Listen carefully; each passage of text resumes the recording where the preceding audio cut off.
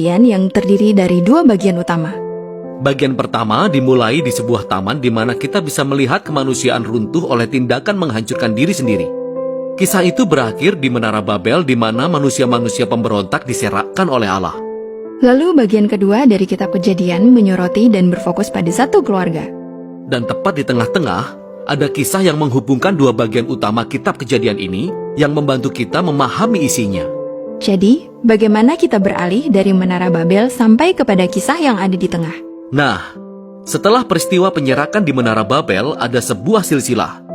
Dan silsilah itu berasal dari salah satu suku yang akhirnya sampai pada satu orang yang bernama Abram.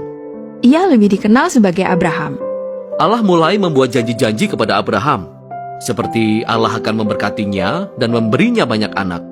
Allah juga berkata bahwa melalui Abraham dan keluarganya, seluruh bangsa di dunia akan menemukan berkat Allah. Jadi pada dasarnya, Allah sedang mencoba untuk memulihkan kondisi manusia seperti sedia kala, waktu masih berada di Taman Eden, dan mengembalikan manusia kepada tujuan awalnya bagi dunia. Itu seperti rencana penyelamatan kemanusiaan. Itulah sebabnya seluruh bagian kedua dari kitab Kejadian adalah tentang satu keluarga ini. Jadi ada Abraham yang kemudian memperanakkan Ishak, Ishak memperanakkan Yakub, Yakub memiliki 12 anak. Dan kepada setiap generasi, Allah memperbarui janjinya untuk memberkati mereka dan seluruh dunia melalui mereka. Dan karena janji untuk memakai keluarga ini untuk menyelamatkan dunia, maka cukup mudah untuk membaca kisah ini sebagai contoh bagaimana menjadi orang yang baik. Namun sebenarnya, dalam banyak hal keluarga ini tidak menjalankan fungsinya dengan baik. Sebagai contoh, mari kita lihat kisah Abraham. Seluruh kisah ini adalah tentang bagaimana Allah memberi Abraham dan istrinya Sarah sebuah keluarga.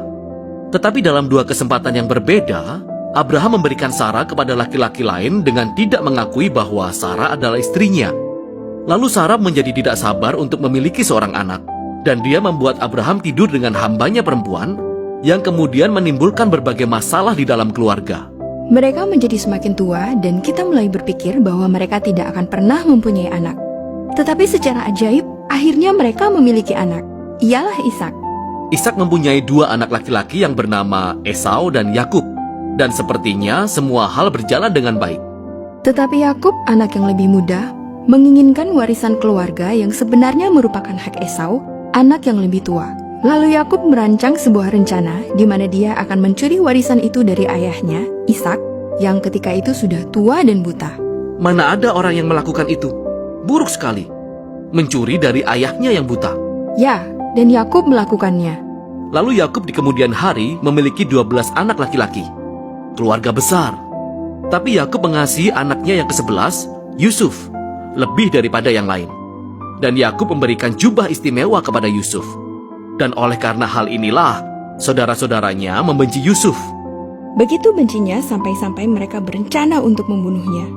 Namun mereka tidak jadi membunuhnya, tetapi mereka menjualnya sebagai budak di Mesir.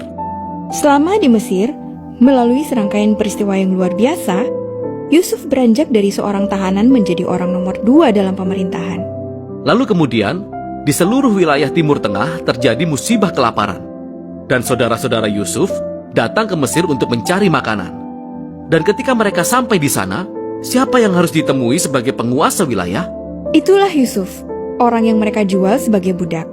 Namun kenyataannya, dia menyelamatkan mereka dari bahaya kelaparan. Mereka ini adalah cicit Abraham yang telah melakukan tindakan keji kepada saudaranya.